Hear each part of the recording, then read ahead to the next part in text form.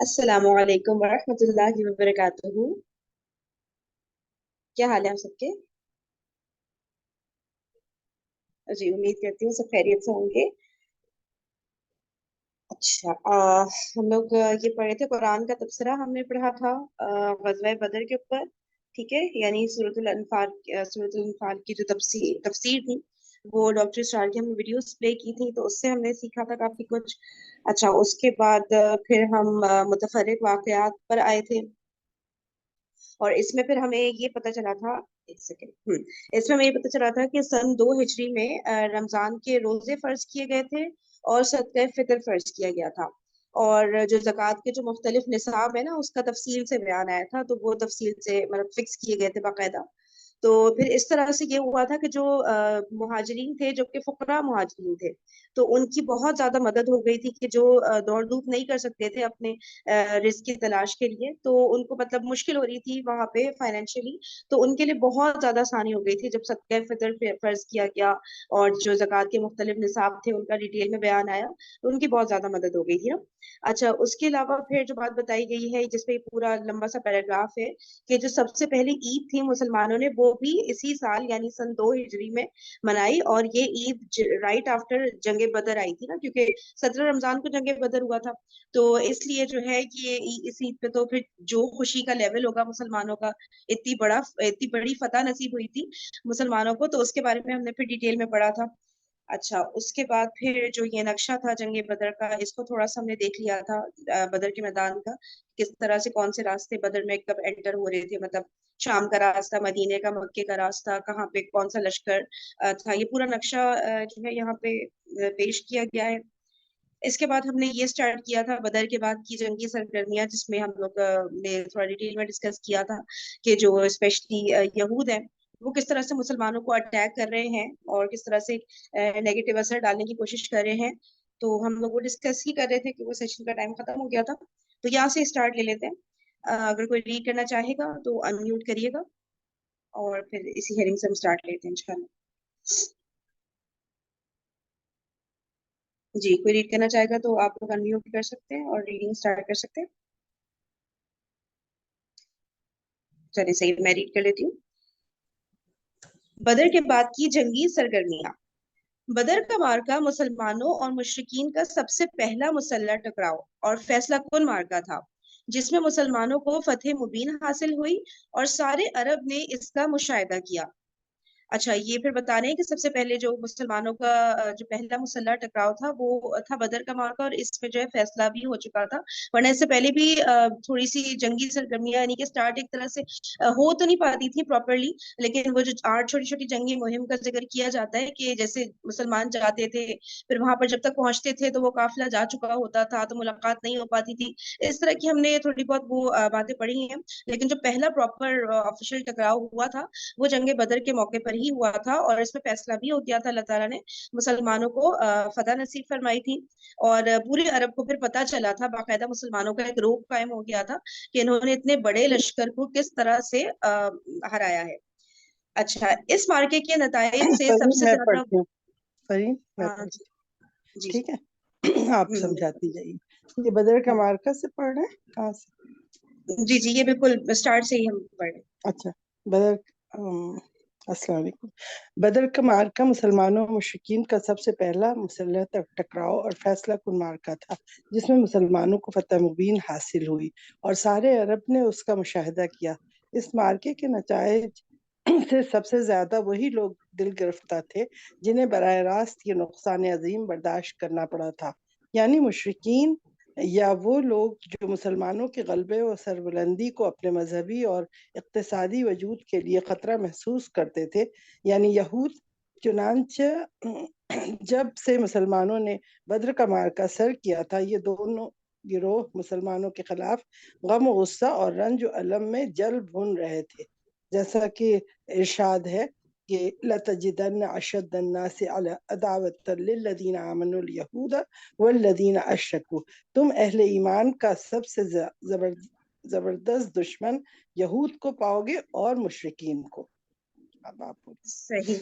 اچھا اب اس میں بتا رہے ہیں کہ جو مارکا ہوا تھا جنگ بدر کا، تو اس کا رزلٹ آیا تھا جو مسلمانوں کو فتح نصیب ہوئی تھی، تو سب سے زیادہ جو لوگ ہٹ ہوئے تھے اس سے، جو ڈائریکٹلی جن کو نقصان ہوا تھا ان کا بتایا جا رہا ہے کہ وہ مشرکین تھے ایک تو، ٹھیک ہے. اس کے علاوہ وہ لوگ تھے کہ جن کو یعنی کہ یہودیوں کا بتایا جا رہا ہے جو مسلمانوں کے غلبہ اور سربلندی کو اپنے مذہبی، ٹھیک ہے، یعنی ریلیجس اور اقتصادی یعنی اکنامیکل وجود کے لیے خطرہ محسوس کر رہے تھے.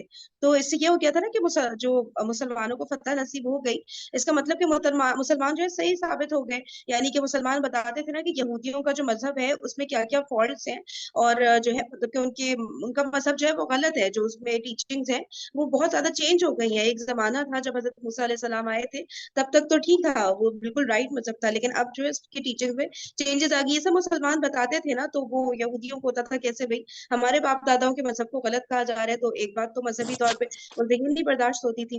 پھر اقتصادی اکنامیکل طور پہ جیسے ہم لوگ نے پہلے پڑھا تھا کافی ڈیٹیل میں کہ یہودی بہت زیادہ ہٹ ہوئے تھے، کہ وہ جیسے مثال کے طور پہ وہ دیتے تھے نا مسلمانوں کو قرضہ دیتے تھے. مسلمانوں کو تو نہیں ہو سکتا، مسلمان نہیں ہوئے تھے، جو وہاں پہ جو اوس اور خزرج وغیرہ کے جو لوگ تھے، تو ان کو مطلب کے اوپر سے وہ دے رہے ہیں، قرضہ دے رہے ہیں، پھر اس کے اوپر سود سے کمائی ہو رہی ہے ان کو. تو اب تو تھا کہ مسلمان تو یہ سودی چیزوں میں ہے ہی نہیں، تو اس طرح ہماری کمائی رک جائے گی. پھر اوس و خزرج کو خوب لڑواتے تھے، پھر اس میں ظاہر جنگی ہتھیار چاہیے تو اس سے ان کی کمائی ہو رہی ہے.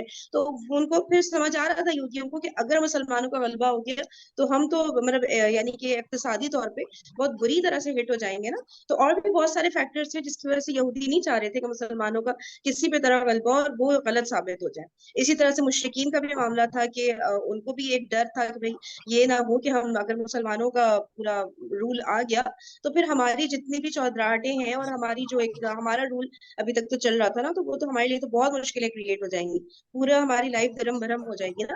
تو اس لیے یہ لوگ بہت زیادہ ڈائریکٹلی ہٹ ہوئے تھے اس جنگ بدر میں. مسلمانوں کو جو فتح نصیب ہوئی تھی تو بہت زیادہ یعنی کہ بتایا جا رہا ہے نا کہ غم و غصے اور رنج و الم سے جل بھن رہے تھے بری طرح سے نا. اور اللہ تعالیٰ نے قرآن میں بیان بھی کر دیا کہ تم اہل ایمان کا سب سے زبردست دشمن جو ہے یہودیوں کو پاؤ گے اور جو مشرکین ہیں ان کو پاؤ گے. یہاں پہ کوئی پوائنٹ اگر کوئی ایڈ کرنا چاہے گا یا کچھ میں نے اگر مس کر دیا تو آپ لوگ بتا سکتے ہیں. چلے ٹھیک ہے، نیکسٹ پیراگراف. اچھا کوئی کچھ کہہ رہے ہیں؟ آواز آ رہی ہے. مدین اچھا اسٹارٹ. جی. مدینے میں کچھ لوگ ان دونوں گروہوں کے ہمراز اور دمساز تھے.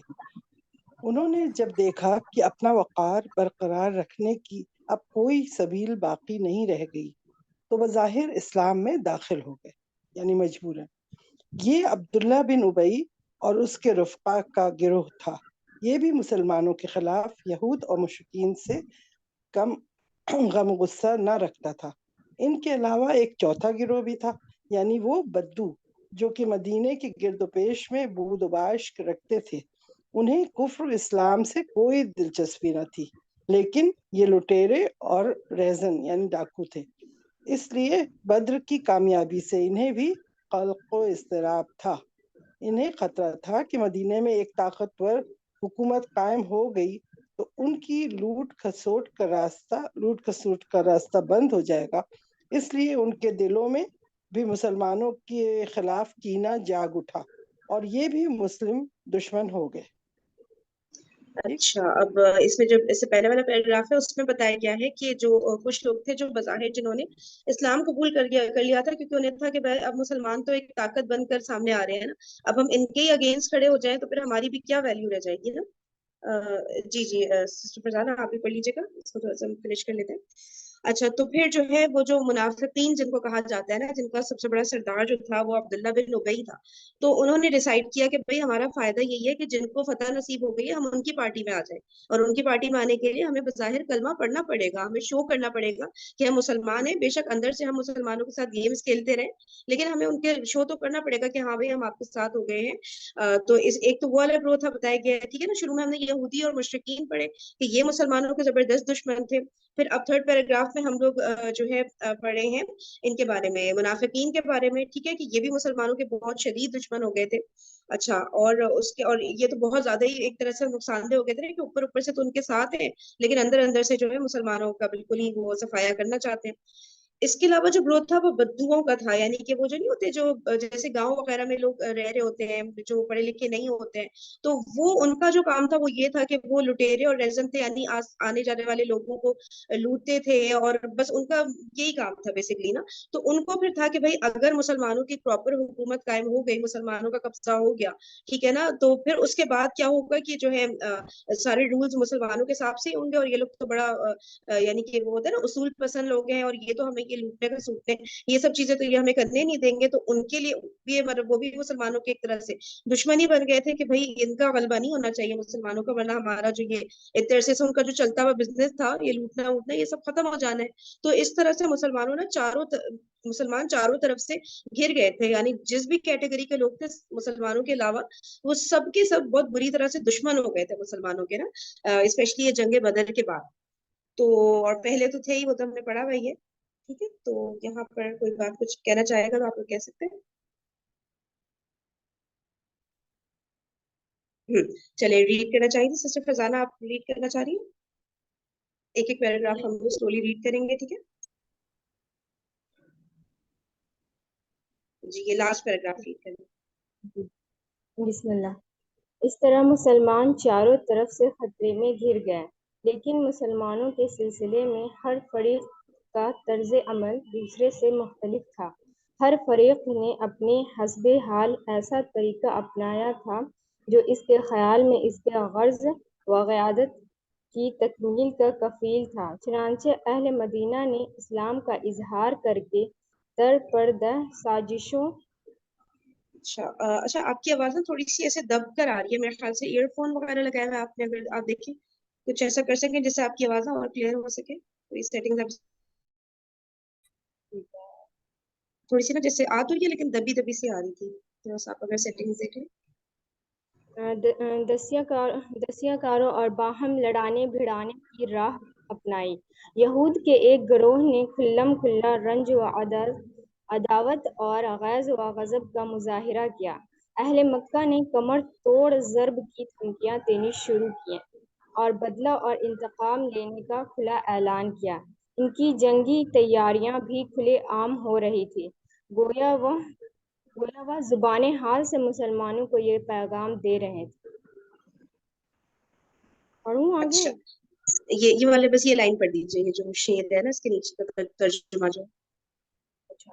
ایک ایسا روشن اور تابناک دن ضروری ہے جس کے بعد عرصہ دراز تک نوحہ کرنے والیوں کے نوحے سنتا رہوں، اور اچھا سال اب بھر.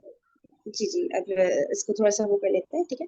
اچھا اس میں پھر بتایا جا رہا ہے مسلمان جو ہے چاروں طرف سے جو ہے گھر گئے تھے، ہر طرح کا جو طبقہ تھا وہ مسلمانوں کا دشمن بن گیا تھا، ٹھیک ہے نا. تو اب لیکن ہر ایک کا جو طریقہ کار تھا وہ الگ تھا. مسلمانوں کے سلسلے میں سب نے ایک الگ طریقہ اڈاپٹ کیا تھا، الگ اسٹریٹجی تھی سب کی، ہر فریق کی. ابھی فریق کے کس کس کو کہہ رہے ہیں؟ وہی جو مشرکین ہے، تو یہودی ہیں، منافقین اور بدو، ٹھیک ہے. تو سب کا ایک الگ طریقہ تھا، اور وہ سمجھ رہا تھا یہی طریقہ ہمارے لیے کافی ہے. تو جیسے اہل مدینہ جو تھے، مدینہ کے رہنے والے جو تھے، تو انہوں نے اسلام کے اظہار کے در پردہ سازشوں، یعنی کہ بظاہر تو انہوں نے کر لیا تھا اسلام کو بولنا، لیکن پھر وہ پس پردہ ایک طرح سے سازشیں کر رہے تھے، اور دسیسہ کاریاں بولتے ہیں جیسے دھوکہ فریب دینا، ٹھیک ہے نا، دھوکہ فریب دے رہے تھے. اور یہ والی انہوں نے راستہ اپنایا تھا کہ اوپر سے بہت اچھے بنے ہوئے ہیں کہ بھئی ہم تو آپ کے ساتھ ہیں، اور اندر سے جو ہے وہ پورے اپنے نا پلاننگ اسٹریٹجی کر رہے تھے ساری مسلمانوں کے خلاف. پھر یہودیوں کو بتایا جا رہا ہے کہ ان کے ایک گروہ نے بالکل کھلم کھلا جو ہے اعلان کر دیا تھا کہ ہم تو مسلمانوں کے بالکل اگینسٹ ہیں، اور وہ کھلم کھلا نا دشمنی کا اعلان کر دیا تھا انہوں نے، یہودیوں کے گروہ نے. اچھا اس کے علاوہ پھر جو اہل مکہ تھے، مکہ کے رہنے والے جو تھے، تو انہوں نے دھمکیاں دینا شروع کر دی تھی کہ بس اب وہ تو مسلمانوں کے بالکل دشمن ہو گئے ہیں، اور اب وہ باقاعدہ طور پر اٹیک کریں گے. تو کھلم کھلا انہوں نے نا یہ بدلہ لینے کا، یعنی کہ کیونکہ یہی ہوا تھا نا، مکہ کے ہی لوگ تھے نا جو آئے تھے جنگ بدر میں، جنہوں نے شرکت کی تھی. جو ابو جہل کا لشکر تھا وہ بیسیکلی مکہ کے لوگ تھے نا سارے. تو ان کو تھا کہ اب ہمیں بدلہ لینا ہے، آپ نے ہمارے اتنے بڑے بڑے سرداروں کو قتل کیا ہے، تو جو ہے اب بدلہ لینے کے لیے انہوں نے کہہ دیا تھا، کھلم کھلا اعلان کر دیا تھا کہ اب تو ہم دشمنی کریں گے. پھر انہوں نے کیا کیا تھا، باقاعدہ طور پہ جنگی تیاریاں بھی شروع کر دی تھی، اور اس کا بھی اعلان کر دیا تھا کہ ہم تو باقاعدہ طور پہ ایک وار فیئر کے لیے ہم تیاریاں کر رہے ہیں. صحیح ہے. اور زبان حال سے مسلمانوں کو وہ یہ پیغام دے رہے تھے کہ بھائی ایک ایسا روشن اور تابناک دن ضروری ہے، یعنی ایک اور دن ایسا آنے والا ہے جو کہ جس کے بعد جو ہے نوحہ کرنے والیوں کے نوحے سنتے رہیں گے سب نا. یعنی کہ اب مسلمانوں کے ساتھ ابھی تک تو ان کے ساتھ ہوا تھا نا، اہل مکہ کے ساتھ یہ ہوا تھا نا کہ ان کے نوحے وہ ہو رہے تھے. ٹھیک ہے، تو اب یہاں یہ مسلمانوں کے ساتھ ہوگا. وہ اس طرح کی دھمکیاں دے رہے تھے جو مکہ والے تھے. ٹھیک ہے نا، کھلم کھلا جنگ کا اعلان، یعنی کہ جنگ کی تیاریاں بیسکلی کر رہے تھے. ٹھیک ہے، اب آگے چلتے ہیں. اور سال بھر کے بعد وہ عملاً ایک ایسی معرکہ آرائی کے لیے مدینے کی 4 دیواریوں تک چڑھ آئے جو تاریخ میں غزوہ احد کے نام سے معروف ہے، اور جس کا مسلمانوں کی شہرت اور ساکھ پر برا اثر پڑا تھا. ان خطرات سے نمٹنے کے لیے مسلمانوں نے بڑے اہم اقدامات کیے، جن سے نبی صلی اللہ علیہ وسلم کی قائدانہ عبقریت کا پتہ چلتا ہے، اور یہ واضح ہوتا ہے کہ مدینے کی قیادت گرد پیش کے ان خطرات کے سلسلے میں کس قدر بیدار تھی اور ان سے نمٹنے کے لیے کتنے جامع منصوبے رکھتی تھی. اگلے سطور میں اسی کا ایک مختصر ساخہ کی پیش کیا جا رہا ہے. پڑھوں نا؟ مختصر سے. جی جی، اچھا. اب اس میں جو ہے یہ بتایا جا رہا ہے کہ سال بھر، یعنی کہ تقریباً سال بھر جو گزرا تھا جنگ بدر کے بعد، تو یہ اپنی تیاریاں کر رہے تھے اہل مکہ والے. تو پھر ایک مارکہ آرائی ہوئی تھی جو کہ غزوہ احد کے نام سے جو کہ مشہور ہے. ٹھیک ہے، تو اس کے بارے میں بتایا جا رہا ہے کہ وہ جو اس کا اینڈ رزلٹ تھا وہ غزوہ احد میں ہوا تھا. وہ ڈیفینیٹلی ہم آگے ڈیٹیل میں پڑھیں گے. پھر بتا رہے ہیں کہ ان خطرات سے نمٹنے کے لیے، ٹھیک ہے نا، مسلمانوں کو بھی تو دکھ رہا تھا نا کہ یہ ہر طرح کے جو لوگ ہیں یہ اتنا زیادہ دشمن ہو گئے ہیں، تو ڈیفینیٹلی یہ اپنی کوئی نہ کوئی پلاننگ کر رہے ہوں گے کہ یہ مسلمانوں کو نقصان پہنچائیں. تو مسلمان کیا کر رہے تھے، انہوں نے بڑے اہم جو ہے اسٹیپس اٹھائے تھے. اور اسٹیپس کس کی لیڈرشپ میں اٹھائے تھے؟ رسول پاک صلی اللہ علیہ وسلم. اب یہ جو عبقریت کا ورڈ ہے نا، اگر کوئی ایکسپلین کرنا چاہے تو کر سکتے ہیں. میں اس کو سرچ کر رہی تھی کہ ایگزیکٹلی اس کے کیا میننگ ہے. یہ اچھا، عبقریت آواز کا معنی ہے باکمال، غیر معمولی قائدانہ صلاحیتیں. رزل عبقری کا ورڈ استعمال کرتی ہے نا کہ غیر معمولی اوصاف کا مالک جو آدمی ہوتا ہے اس کے لیے رزل عبقری کا لفظ استعمال کرتے ہیں. صحیح، جزاک اللہ. وہی میں دیکھ رہی تھی کہ اس کا جب میں سرچ کری تھی نا تو اتنے خوبصورت، اتنے امیزنگ میننگ آ رہے تھے کہ میں سوچی تھی واقعی ہر میننگ الگ، تھوڑا سا ایک دوسرے سے ڈفرینٹ بھی لگ رہا تھا. اور مطلب جسے کہیں گے نا out standing leadership, amazing leadership, کہ جس کو مطلب آپ سوچ بھی نہیں سکتے. جیسے آپ نے بھی بتایا کہ بالکل ہی بلند اور صاف جسے کہیں گے اس کی مالک جو ہے اس کے مالک تھے رسول پاک صلی اللہ علیہ وسلم. تو ان کی جو لیڈرشپ تھی تو وہ بالکل اس کا امیجن ہی نہیں کر سکتے ہم سب نا.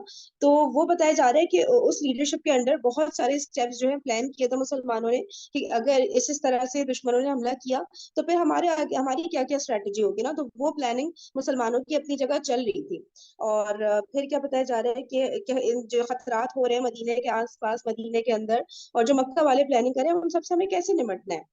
اچھا پھر کیا ہے، اچھا آگے پھر بتایا جا رہا ہے کہ اس کی ڈیٹیلز آ رہی ہیں. سسٹر فرزانہ، آپ تھوڑی سی، آپ کی آواز اور کلیئر ہو سکتی ہے کیا؟ دوسروں کو بھی نا تھوڑا اتنا کلیئر نہیں ہو رہی. کوئی اور تھوڑا پڑھ سا لے، اگر کسی کی آواز کلیئر نہیں جا رہی ہے تو کوئی اور پڑھ لے. تھوڑی سی نا دبی دبی سی آ رہی ہے. جی. چیک کریے گا اپنی سیٹنگز پر. ٹھیک ہے. اچھا، اور کوئی اگر ریڈ کرنا چاہے جس کی آواز تھوڑی سی کلیئر آ سکے. جی میں ٹرائی کرتی ہوں. اگر میری آواز کلیئر آ رہی ہے آپ کو؟ جی جی، آپ کی آواز سے کلیئر آ رہی ہے. ریڈ کریں گے. غزوہ بنی سلیم بمقام قدر. قدر کی اس کی ایکسپلینیشن نیچے دی ہے انہوں نے. قدر پر پیش اور دال ساکین ہے، اور یہ دراصل مٹیالے رنگ کی ایک چڑیا ہوتی ہے، لیکن یہاں بنو سلیم کا ایک چشمہ مراد لیا ہے جو نجد میں مکی سے براستہ نجد شام جانے والی کاروانی شاہراہ پر واقع ہے. تو غزوہ بدر کے بعد سب سے پہلی خبر جو مدینے کے شعبہ اطلاعات نے فراہم کی وہ یہ تھی کہ قبیلہ غطفان کی شاخ بنو سلیم کے لوگ مدینے پر چڑھائی کے لیے فوج جمع کر رہے تھے. اس کے جواب میں نبی صلی اللہ علیہ وآلہ وسلم نے 200 سواروں کے ساتھ ان پر خود ان کے اپنے علاقے میں اچانک دھاوا بول دیا اور مقام قدر میں ان کی منازل تک جا پہنچے. بنو سلیم میں اس اچانک حملے سے بھگدڑ مچ گئی اور وہ افراتفری کے عالم میں وادی کے اندر 500 اونٹ چھوڑ کر بھاگ گئے، جس پر لشکر مدینہ نے قبضہ کر لیا، اور رسول اللہ صلی اللہ علیہ وآلہ وسلم نے اس کا خمس نکال کر، خمس کا مطلب 5واں حصہ، اس کا خمس نکال کر بقیہ مال غنیمت مجاہدین میں تقسیم کر دیا۔ ہر شخص کے حصے میں 2 اونٹ آئے۔ اس غزوے میں یسار نامی ایک غلام ہاتھ آیا جسے آپ نے آزاد کر دیا۔ اس کے بعد آپ دیاری بنی سلیم میں 3 روز قیام فرما کر مدینہ پلٹ آئے۔ یہ غزوہ شوال 2 ہجری میں بدر سے واپسی کے صرف 7 دن بعد پیش آیا۔ اس غزوے کے دوران صبا بن عرفتہ کو کہا جاتا ہے، صبا بن عرفتہ کو اور کہا جاتا ہے کہ ابن ام مکتوم کو مدینے کا انتظام سونپا گیا تھا۔ جی آپ ایکسپلین کریے سسٹر فراز کو تھوڑا سا۔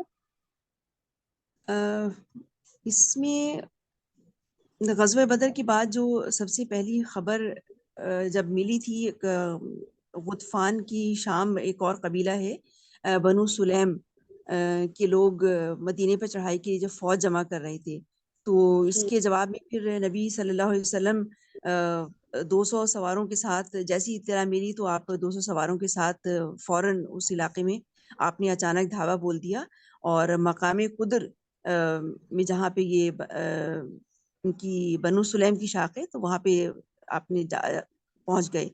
تو بنو سلیم اس اچانک حملے کے لیے بالکل تیار نہیں تھے، ان میں بھگدڑ مچ گئی اور ادھر ادھر بھاگنے لگی، ان کی اونٹ بھی اور تمام جو ان کے جانور تھے وہ بھی ادھر ادھر بھاگنے لگ گئے۔ تو اس میں پھر لشکر مدینہ نے قبضہ کر لیا، پھر ان کے ہاتھ جو بھی مال آیا، مال غنیمت لگا، تو اس میں پیارے نبی صلی اللہ علیہ وسلم نے اس کا 5واں حصہ نکال کر مال غنیمت کا مجاہدین میں تقسیم کر دیا، اور ہر شخص کے حصے میں 2 اونٹ آئی۔ اس غزوے میں یسار نامی یہ غلام ہاتھ آیا تھا جسے آپ نے آزاد کر دیا تھا۔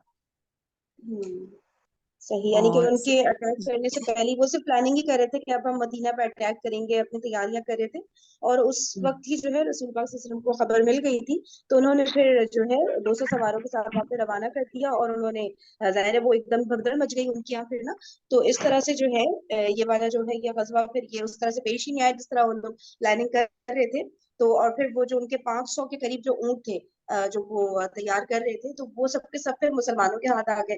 تو اس میں بڑا ایک زبردست یہ بھی میں کہیں سن رہی تھی کہ جیسے جنگ بدر میں تھا، اب جو مکہ سے مہاجرین آئے ہوئے تھے ان کے پاس بھی کوئی ایسا کوئی مال و دولت نہیں تھا، کوئی تیاری نہیں تھی، لیکن یہ مال غنیمت کے فارم میں اللہ تعالیٰ ایک طرح سے ان کو دنیا میں بھی کتنا زیادہ بلیس کر رہے تھے نا مسلمانوں کو۔ یہاں پہ بھی دیکھیں 500 اونٹ مطلب یہ مال آپ سوچیں کہ 500 اونٹ، اور ایک ایک اونٹ اتنا کاسٹلی ہوتا ہے، اور ہر شخص کو 2 اونٹ مل گئے، سبحان اللہ، مال غنیمت میں، اور خمس نکالنے کے باوجود خمس نکال کے نا 1/5 نکال کے بھی دیکھیں ایوری ون گاٹ 2، مطلب 2 کیملز تو بہت کاسٹلی ہوتے ہیں، سبحان اللہ۔ یہ لکھا ہے 2 کیمل، ہاں کیا آپ اچھا ہاں لکھا ہے صحیح نا، جی 2 جی اونٹ صحیح، ہر ہر شخص شخص کے کو۔ 2 اونٹ آئے۔ زبردست، سبحان اللہ، واقعی میں دیکھیں اس طرح سے ہوتا ہے، واقعی میں اللہ تعالیٰ کی جب کام کرنے لگ جاتا ہے انسان تو اللہ تعالیٰ اس کو دنیا میں بھی پھر بلیس کر رہے ہوتے ہیں، اور ہمارے مسئلے پریشانیاں اللہ تعالیٰ حل کر رہے ہوتے ہیں، اور بہت زیادہ آسانیاں ہو جاتی ہیں، نو ڈاؤٹ۔ تو دیکھیں کتنا زیادہ مسلمان فائنینشلی اس وقت تھے نا ٹربل میں، ظاہر سی بات ہے اپنا ملک چھوڑ کر گئے تھے، ایک نئی جگہ پہ سیٹل ہو رہے تھے، تو کتنا اللہ تعالیٰ مدد فرماتے ہیں نا جب آپ اللہ تعالیٰ کے راستے میں نکل جائے تو۔ صحیح، اور کوئی بات یہاں پہ کوئی؟ جی میں کروں گی۔ جی یہ انہوں نے بتایا نا کہ 7 دن کے بعد یہ پیش آیا بدر سے نا، اس کی وجہ یہ تھی کہ جب ابو سفیان نے مسلمانوں کی وجہ سے راستہ اپنا چینج کر لیا تھا نا کہ قافلے کو لوٹ نہ لیں، تو یہ جو قبیلہ تھا یہ اس قافلے کے ساتھ، ان قافلوں کے ساتھ ٹریڈنگ کرتا تھا راستے میں، کہ وہاں سے ادھر کے جاتے تھے۔ تو جب مسلمانوں کی وجہ سے ابو سفیان کے قافلے نے اپنی چینج کر لی سمت، تو اس کی وجہ سے ان کو غصہ تھا، جس کی وجہ سے پھر یہ چاہتے تھے کہ مسلمانوں پہ چڑھائی کریں۔ وہ ادروائز تو زیادہ تر تو یہ تھا کہ بدر کے بعد مسلمانوں کا ایک روب دنیا پہ بیٹھ گیا تھا نا، عرب دنیا پہ سوری، تو لیکن یہ ان کو اس بات کا غصہ تھا کہ ہماری ٹریڈنگ ان کی وجہ سے گئی ہے۔ और दूसरा अच्छा। ये नेम आया उम्मे मक्तूम, इब्ने उम्मे मक्तूम। ये नबीना साहबी थे, एजिड भी थे। उम्मे मक्तूम तो नबी पाक सल्लल्लाहु अलैहि वसल्लम यूजुअली जब गज़वात पे जाते थे तो इनको मदीना का निज़ाम देते थे ना, मदीना का पीछे इनके सौंप के जाते थे। और इन्हीं का जिक्र है सूरत अबसा व तवल्ला अन जाअहुल आमा, इन्हीं सहाबी का जिक्र है उसी सूरत में ना। अच्छा, जज़ाकल्लाह, थैंक यू सो मच इतनी सारी इन्फॉर्मेशन देने के लिए। सही। और कोई यहाँ पे कुछ कहना चाहेगा? कोई बात तो आप लोग भी कह सकते हैं, सब मिलकर पार्टिसिपेट कर सकते हैं। चलिए आगे रीडिंग कंटिन्यू करते हैं। नबी सल्लल्लाहु अलैहि वसल्लम की कत्ल की साजिश। जंग बदर में शिकस्त खाकर मुशरिकीन गुस्से से बेकाबू थे और पूरा मक्का नबी सल्लल्लाहु अलैहि वसल्लम के खिलाफ हांडी की तरह खौल रहा था।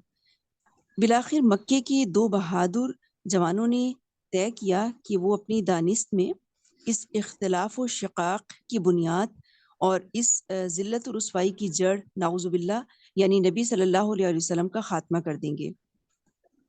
चुनाचे अच्छा, अब जी जी जंग बदर का फिर बताया जा रहा है कि उसमें ज़ाहिर शिकस्त हो गई थी, तो मुशरिकीनों ने अब ऐसे तो नहीं बैठ जाना था ना, इतने बड़े बड़े उनके सरदार कत्ल हो गए थे, तो उनको जो है पूरा पूरा बदला लेना था इस चीज का। तो उन्होंने पूरा प्लानिंग कर रहे थे क्या करें कैसे करें।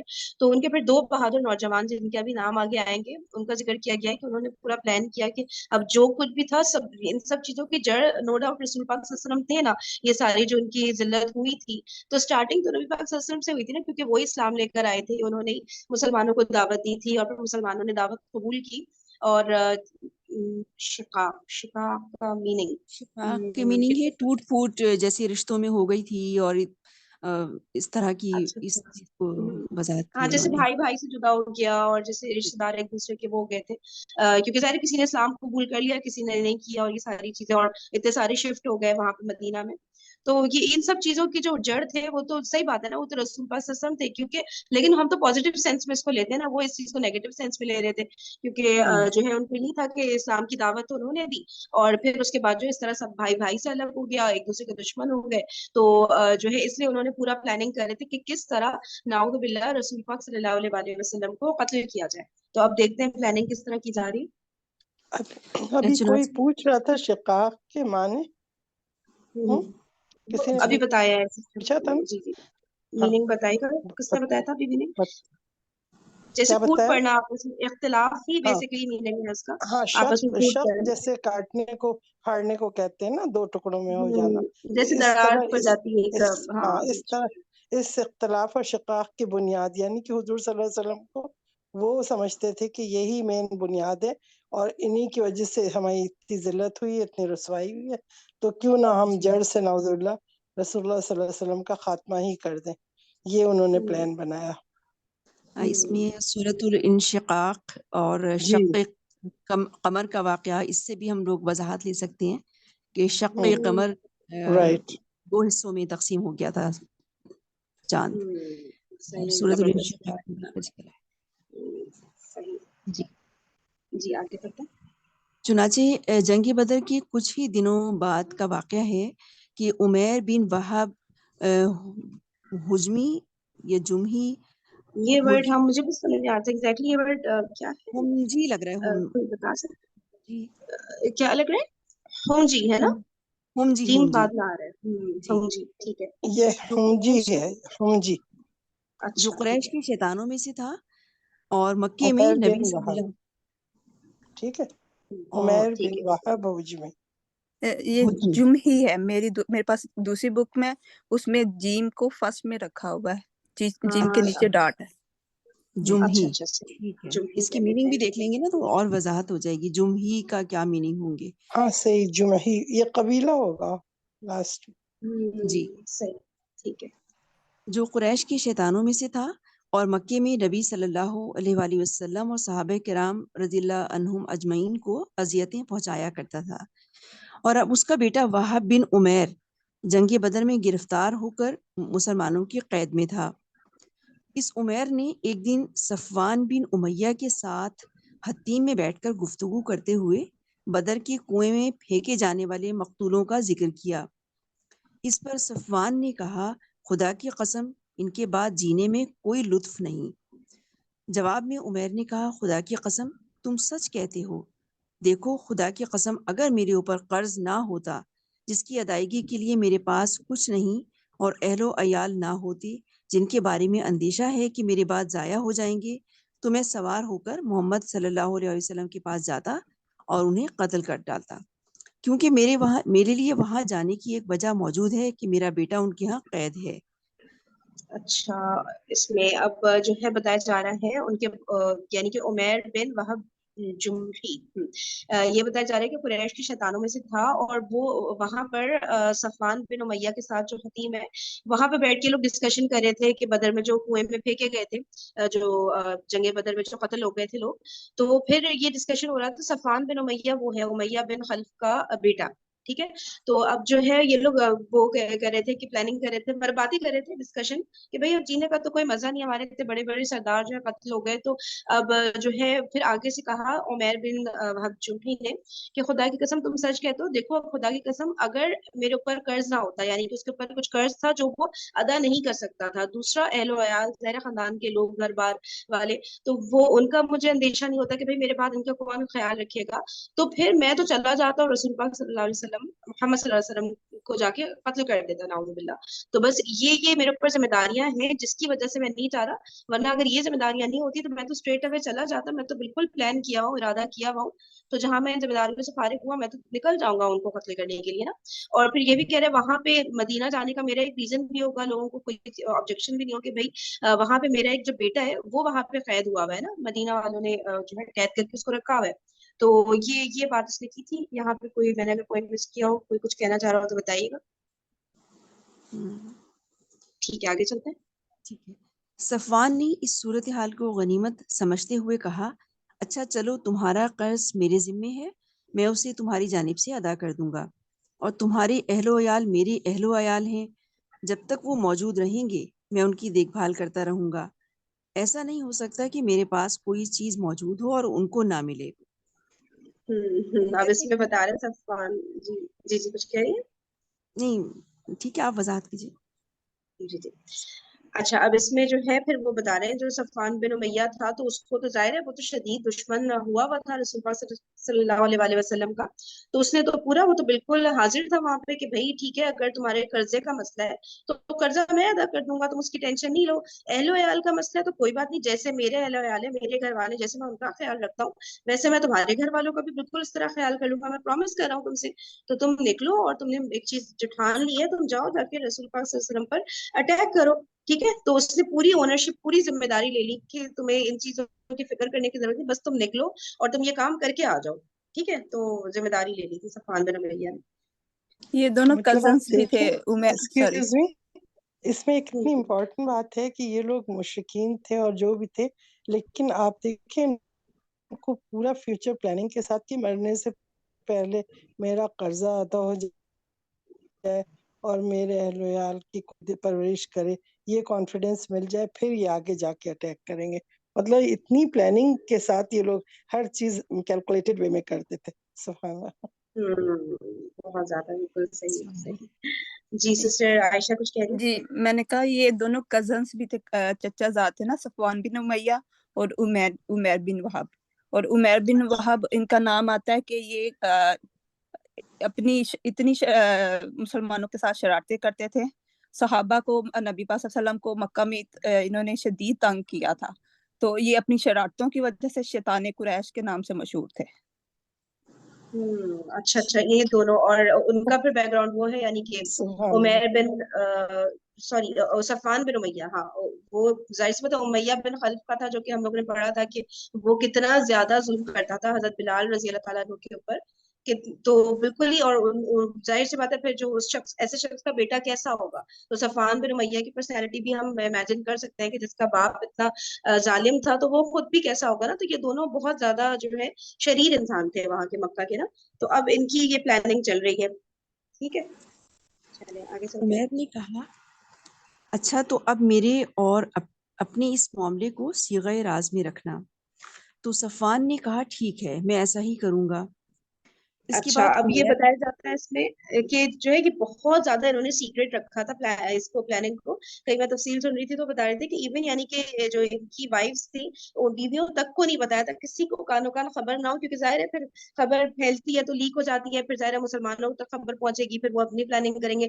تو ان دونوں کے علاوہ کسی کو اس بات کا نہیں پتا تھا, اتنا زیادہ انہوں نے نا سیکریٹ رکھا تھا تاکہ ہر حال میں ان کو فتح نصیب ہو جائے اس کام میں نا. اللہ آگے چلتے. اس کے بعد عمیر نے اپنی تلوار پر سان رکھائی اور زہر آلود کرائی. اس میں ابھی عمیر بن وہب کا قبول اسلام کا واقعہ آ رہا ہے.